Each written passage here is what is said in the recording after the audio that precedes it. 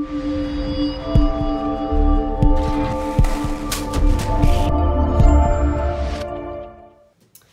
I'm Jess and I am the Director for Study Startup at GSK.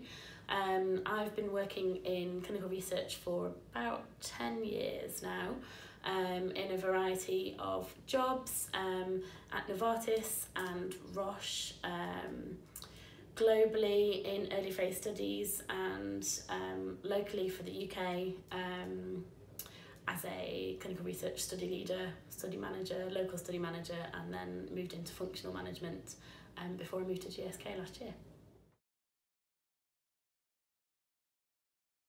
So my current role was created because GSK, compared to the industry, was not doing as well at fast study startup times. So there was a real push to look at what we were doing in startup that was making us much slower than competitors. And one of the solutions was to bring a new team in of study startup leads who would sit within the study teams and try and speed up the study from within. So a lot of influencing, a lot of understanding study startup process, expertise, understanding the countries, building relationships, and challenging a lot of the activities. So where somebody was saying it will take 3 weeks to do something, when we actually dug around, we found out it was going to take 1 week. So it's really sort of trying to cut down bureaucracy, change process, change mindset, and really push for ambitious timelines. So my job is to lead that team. I have 10 reports in 6 countries, so I work really globally, very flexibly, and so a lot of the initial part of the job was building the team and getting them to get to know each other, looking at how we do knowledge sharing. Once they're in their individual study teams, how do they find out what's going on and what's impacting and what's going to face them next on their study.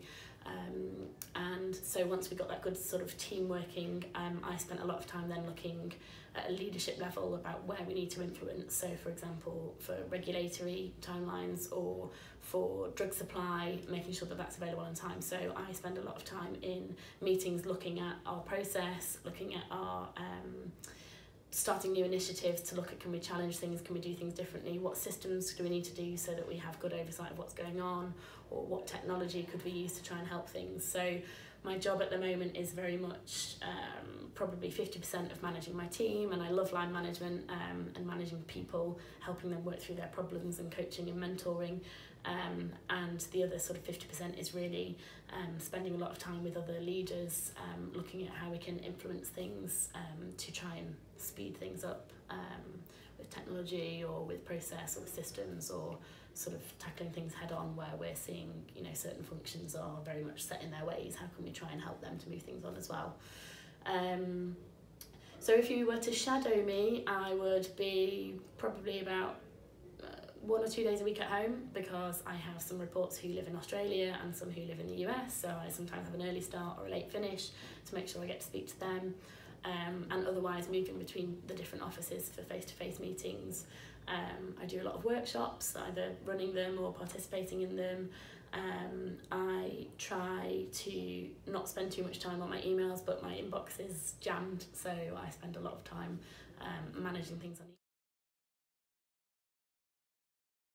I was in neuroscience at Manchester, and in my final year we had to, everybody does a project, and I really felt that I didn't want to do a lab project. I'm very terrible at detail, and the idea of sort of spending time on a very small thing or looking at cells and everything is just not what gets me going at all. So I ended up finding out about a sort of enterprise business project that I could do instead, which I signed up for, and we were basically put into a team and given a drug development project and said, and by the end of it we had to produce a business plan and sort of do a Dragon's Den style pitch to investors, which was super cool. So through that I found out about clinical research and the fact that there's absolutely tons of jobs looking at how you test new drugs. And so when I finished uni, I started looking for jobs in that because I had some idea of it. and I applied for a job at Novartis on a graduate scheme, so a junior sort of study manager type, study leader type role, which I got. So I worked there for a couple of years, like started really basic filing, admin, taking minutes, and sort of working my way up to being able to manage some smaller studies, and sort of being part of the team for some larger studies. And after a couple of years there, I moved to Roche in their early phase oncology study management group. So I learnt about oncology studies there, which is my favourite actually, and I feel really passionately about oncology studies since I started working on them. And I was a study manager there, and after a couple of years there, I actually got put in a position where I was going to be made redundant. But luckily for me, one of the heads of the department had just moved into a different group within Roche, and she found out about it and came past my desk and said, there's a few jobs going in my department. And so that was a country clinical operations role, so being a local study manager. And at first I thought, why would I do that? Because I was working in a global role and I wanted to, this was moving into a local role, which from a naive sort of career perspective I thought was a backward step. But, you know, I had good links into the group and the head of the department talked to me about it, and I also was facing redundancy, so it was kind of, at that point, seemed like a good idea to go for the job, and I got it. And I have to say it was the steepest learning curve I've ever had in my career. Finding, sort of being able to find out about what's happening on the countryside, whereas, you know, before I was at global and sort of getting frustrated at the country and not really understanding why they weren't responding or what was going on, and actually seeing how things are on a country level was completely enlightening and really hard work, and I absolutely loved it. And I really enjoyed working in the UK, particularly because of the NHS, finding out more about the NHS and how that functions, thinking about when you're bringing studies, when you're placing studies, does it make ethical sense to run this study in the UK if the drug's never going to be reimbursed? Like those sorts of aspects I found really fascinating.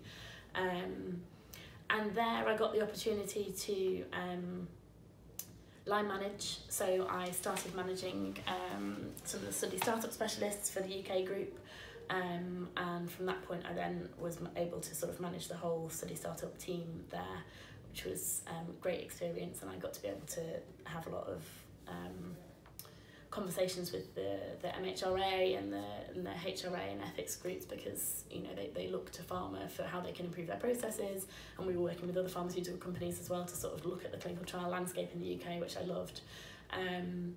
And then I had some friends who worked for GSK who contacted me and said the clinical operations group was changing there, and that there was a new study startup group being created there globally. So I ended up speaking to the hiring manager for that job, and 3 months later I moved to GSK. And then since then, my job sort of evolved in different ways, and I think will continue to evolve while I'm at GSK, but it's very busy and very exciting, and lots of opportunity for change and influencing, which is what I really enjoy.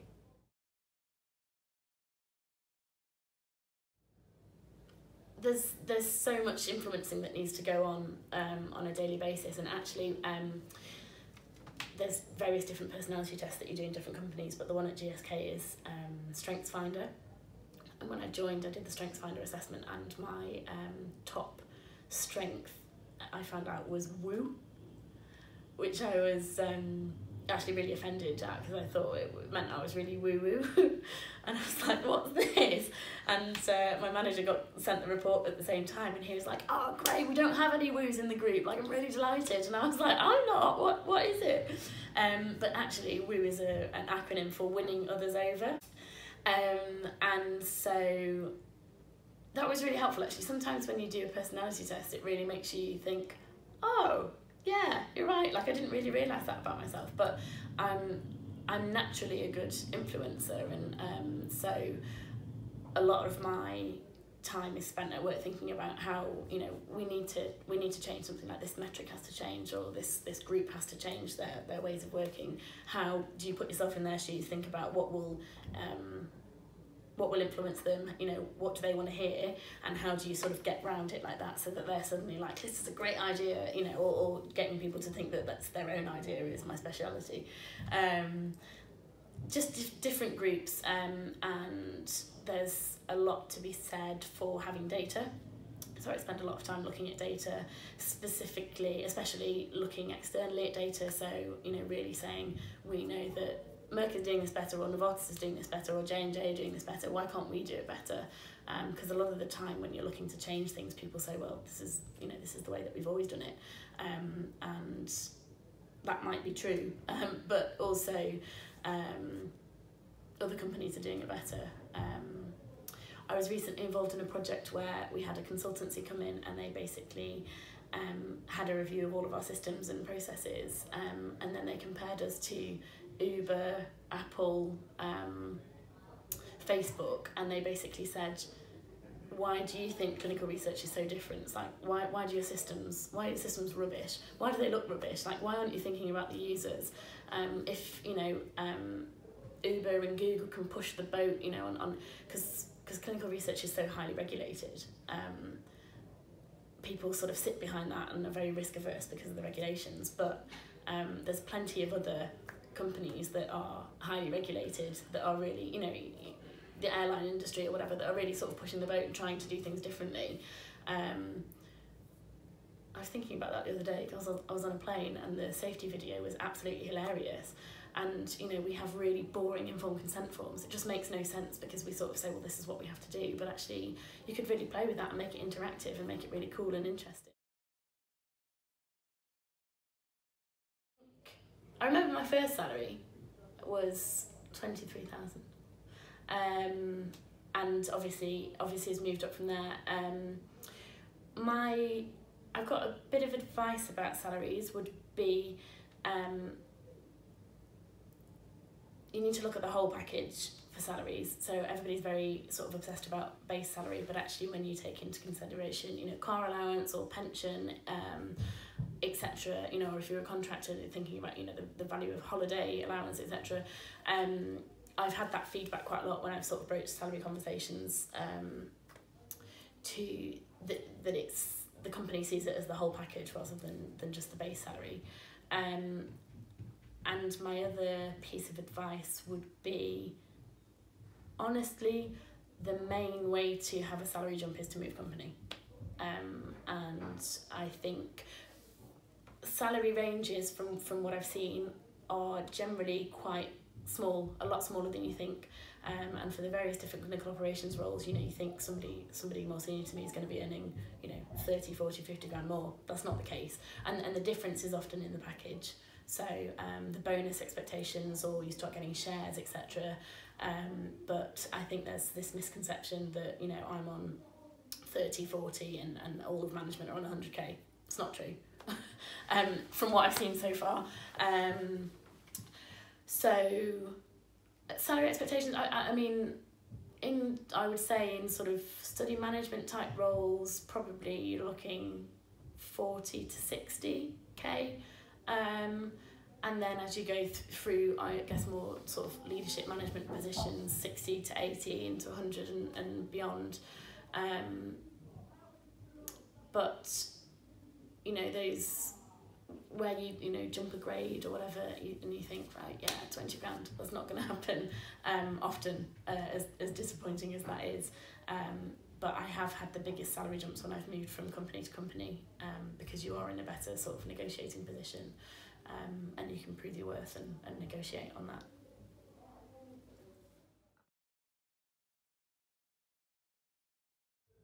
I just think networking is so important, and I think when you're young in your career, or when you're not really sure what you want to do, you're very hesitant to sort of approach people, and you're not really sure how to do it, and if you're going to be wasting people's time.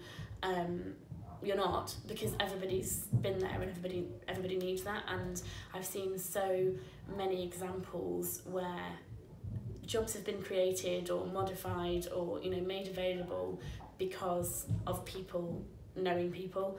And I think if you are just scanning adverts and ruling yourself out of things because you don't tick boxes, you're doing yourself a disservice. I've been a subject matter expert for a system before. I don't know all the details of the system, but I am very good at talking to people, knowing where their studies are, knowing what things are changing for them. And so when somebody comes to me with a question, I can say, well, I don't actually know the answer, but this person might know it. And I'm very good at directing people. So I can have that subject matter expert role without really being a subject matter expert, because that's not what I'm good at. But like I said, doing some of those personality tests are sometimes quite enlightening, because otherwise it's kind of hard, you know, when you sit and you think, what am I good at? I don't know. Or you're just thinking about technical skills. It's really the soft skills that you really need to think about. Constantly watch other people and what they're doing. And that sounds really ominous now I've said it. I mean emulating how other people are doing it. So you need to watch leaders, listen to what they're saying, use their phrases.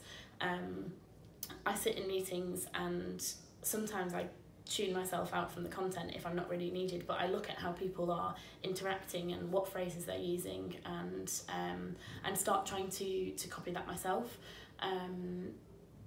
because nobody really teaches you a lot of these sort of soft skills, right? Because and you can be naturally good at some things and terrible at others, but if you look at other people, you can see what they're doing, how they're interacting, how they turn a question around on its head, how they sort of turn it into a coaching situation. So especially if you're looking in sort of leadership things, but in general, you should watch other people, how they do things. And when it comes to that piece I said at the beginning about networking, and when you don't really know what questions to ask, watch in other interactions, you know, when you're having to do the mingling, small talk, think about what questions other people are asking, and then just start doing that yourself, because that makes you become more comfortable. When I first moved into a leadership position, one of the other members of the leadership team sat me down and just said, right, tell me how I'm doing. And I was like, what? And he was like, what am I bad at? And I was like, I don't know how to have this conversation. Like, how, you know, I felt really uncomfortable. But actually he was sort of training me to get used to giving feedback, and by that, to my point where I copied it, I started doing that straight away, saying, what am I not good at? And that was really enlightening for me to be able to have that open feedback conversation. I felt extremely uncomfortable, and it took me a few weeks to be able to like sit and make a list of things that I thought wouldn't offend him, but he was making that an open conversation for me to be able to give him feedback. And on my last day before I left my job, he said, right, what am I bad at? And I was like, you've got no strategy, nobody knows what you're talking about, and you really need to sort that out, because you're failing. And he was like, yes, you're right, I don't have a strategy. And I was like, there you go, good. But he'd made that environment comfortable, and we'd built a relationship to be able to say that. But I think you have to do that for yourself as well with other people. So I now have some very direct conversations with my team with two-way feedback. When I was going to present something to my team, a change to the team that I thought they wouldn't like, and it's from the same guy actually, a mentoring session with him a couple of days before I was about to do it, because I was a bit nervous about it, and we sat down and he said, right, well, who have you got in your room that's your change champion? And I was like, what? And he's a bit of a history with him where he said something and I said, what? And he said, well, you need people in the room who are going to support you, like verbally, like who are they? And that was the first time I ever sort of really thought about stakeholder management and thinking about plotting behind the scenes to be able to influence and get something through. So he helped me with that. I thought about who are the people that are going to embrace this change, and then I went to speak to them before we had the meeting, and I said, when I announce this, I'm going to need you to speak up and support it. I just didn't even know that was a thing until he said it to me. And that now forms the basis of tons of stuff that I work on now, where I think who in the room is going to be able to back me up, and I have pre-discussions with them to be able to push through what we need to.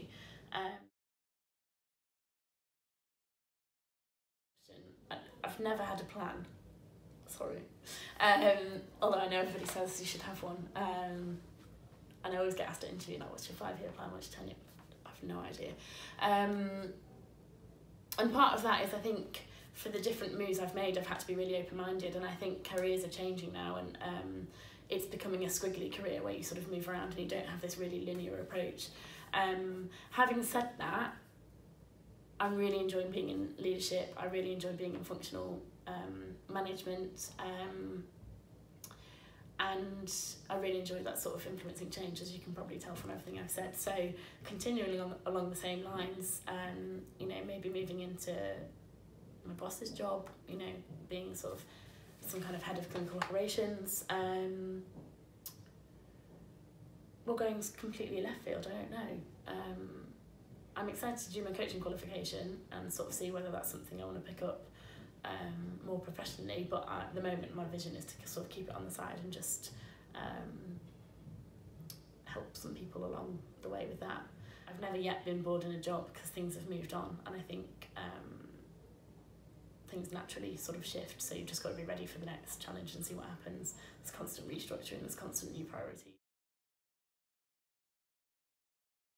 So I think it's amazing because when I think back to when I was trying to find out about jobs, it doesn't, to your point, it doesn't mean anything. You're reading words and it doesn't actually translate into anything that you understand. And even when you start the job, you know, you can start in clinical research, but I still don't understand what marketing does. I still don't understand what all my friends in different industries do, because it's very difficult to translate that. So something like this is really amazing to be able to bring it to life, and to pass on advice, guidance, maybe inspiration to people who wouldn't otherwise be able to access that. The other thing is that it's really important to me to be able to give back. I've had some absolutely incredible mentors in my time, who have, you know, gone completely above and beyond to be able to help me in absolutely tons of different ways, and I still have lots of mentors now, and I think that's really important to be able to sort of pass that knowledge back. It's kind of weird because I still feel like I'm me and I don't know what I'm doing, and so sitting and sort of giving advice is kind of a bit uncomfortable. I don't think you ever get to the point where you think, yeah, I know what I'm doing and I can talk about this. I've given sort of a couple of stories about my career at work or for the Women's Leadership Initiative, and you sort of feel a bit like a fraud. But you have to go out of your comfort zone, so something like this to me just doesn't feel natural, but I think it's important to do it. And I think it's a great initiative to be able to understand the breadth of different jobs in the industry and beyond, so that's why I did it.